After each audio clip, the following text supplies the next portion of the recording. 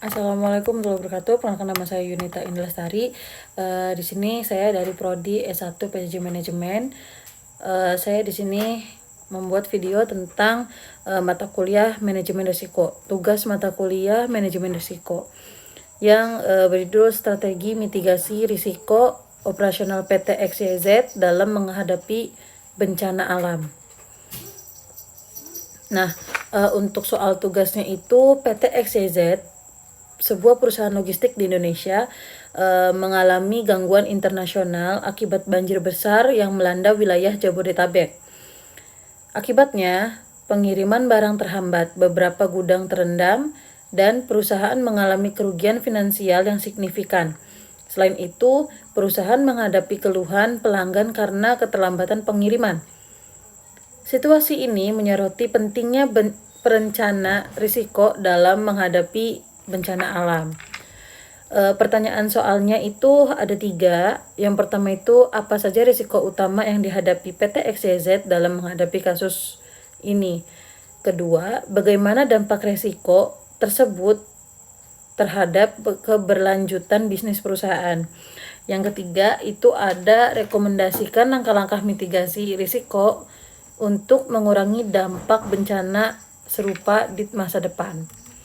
Oke. Di sini ada identifikasi. Di sini ada identifikasi risiko utama. Jadi risiko utamanya itu ada beberapa kategori risiko yang dihadapi oleh PT XYZ. Yang pertama itu ada risiko operasional. Nah, risiko operasional itu ada 2. Yang pertama itu gudang terendam menyebabkan kerusakan barang dan sistem logistik terganggu. Kedua, gangguan distribusi akibat akses jalan yang tergenang. Jadi untuk si resiko operasionalnya itu ada 2 ya. Ada resiko gudang terendam. Jadi beberapa barang mengalami kerusakan dan sistem logistiknya terganggu. Yang kedua itu ada gangguan distribusi akibat akses jalan yang tergenang. Jadi banyak akses jalan yang tertutup akibat banjir. Terus selanjutnya itu ada resiko finansial. Jadi resiko finansial juga ada 2, yaitu kerugian. Yang pertama ada kerugian akibat barang rusak, keterlambatan pengiriman, dan kompensasi pelanggan. Yang kedua, biaya tambahan untuk pemulihan dan perbaikan fasilitas. Selanjutnya itu ada resiko reputasi. Resiko reputasi juga ada 2, dibagi menjadi 2, yaitu yang pertama itu resikonya ada keluhan dari pelanggan karena keterlambatan pengiriman. Jadi pelanggan pada mengeluh karena barang yang mereka nantikan atau paket yang mereka nantikan itu mengalami keterlambatan. Jadi mereka tidak mendapatkan barang yang mereka pesan sesuai dengan tanggal yang telah dijanjikan.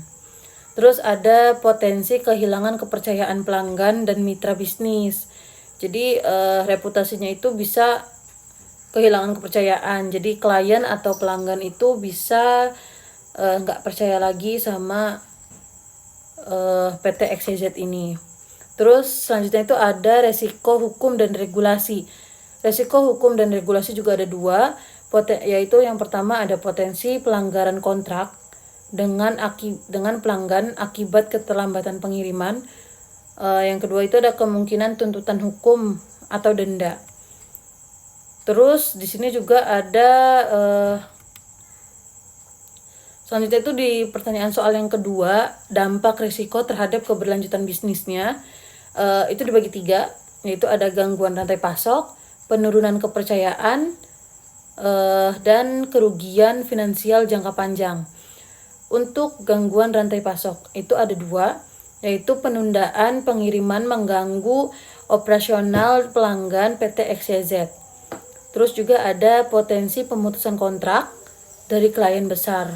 Jadi ini sangat beresiko ya, untuk potensinya sangat besar karena bisa mengakibatkan pemutusan kontrak dari klien yang ternama atau klien besar. Terus ada penurunan kepercayaan pelanggan. Jadi itu ada loyalitas pelanggan menurun jika keterlambatan terjadi berulang kali. Kedua, itu ada beralihnya pelanggan ke penyedia jasa logistik yang lain. Kerugian finansial jangka panjang ada 2 juga, yaitu biaya pemulihan aset dan kompensasi pelanggan meningkatkan beban ke perusahaan. Terus yang kedua itu ada turunnya pendapatan akibat hilangnya pelanggan dan mitra bisnis. Pertanyaan yang ketiga itu ada strategi mitigasi risiko. Strategi mitigasi risiko juga dibagi menjadi 3, yaitu yang pertama itu ada strategi pencegahan atau before disaster. Strategi pencegahan itu juga sama dibagi menjadi 3 lagi, yaitu ada pemilihan lokasi gudang yang aman, terus ada sistem manajemen risiko berencana, yang ketiga itu ada diversifikasi rantai pasok dan rute distribusi. Untuk pemilihan lokasi gudang yang aman itu menyediakan gudang di area dengan risiko banjir yang rendah, atau bisa untuk lokasi gudangnya bisa di dataran tinggi. Membangun fasilitas penyimpanan dengan desain tahan bencana. Terus ada sistem manajemen risiko. Itu menyangkut tentang mengembangkan SOP darurat untuk menghadapi banjir, melakukan simulasi penanganan bencana secara berkala. Terus selanjutnya itu ada diversifikasi rantai pasok dan rute distribusi. Jadi di dalam diversifikasi rantai pasok dan rute distribusi itu menyangkut tentang menyediakan jalur pengiriman alternatif, bekerja sama dengan mitra logistik lain sebagai cadangan operasional.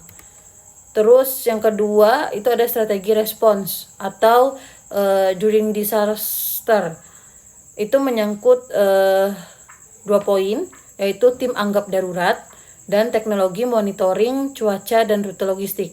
Untuk di tim tanggap darurat itu menyangkut tentang membentuk tim khusus yang dapat segera menangani gangguan operasional. Terus selanjutnya itu ada memastikan komunikasi aktif dengan pelanggan dan mitra bisnis. Selanjutnya ada teknologi monitoring cuaca dan rute logistik. Itu menyangkut tentang menggunakan AI dan IoT untuk memantau risiko banjir. Terus memberikan informasi real time kepada pelanggan terkait kasus pengiriman.